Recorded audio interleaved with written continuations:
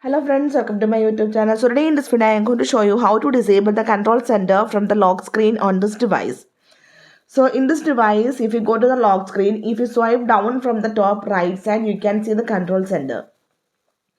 So let me show you how to disable this control center from the lock screen. Simply go to settings. Then here you can see the option Face ID and passcode. Tap on this one.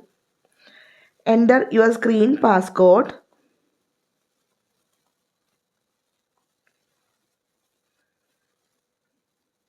Okay, now scroll down. So under allow access when logged, here you can see the option control center. When the device is logged, if you want to disable the control center from the lock screen, just disable this option. And after this one, again I will show you lock the device. If you swipe down from the top right side, you can see nothing will happen.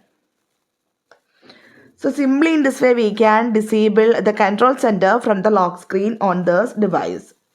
So hope you guys enjoy this video. Thank you for watching. Thank you. Bye bye.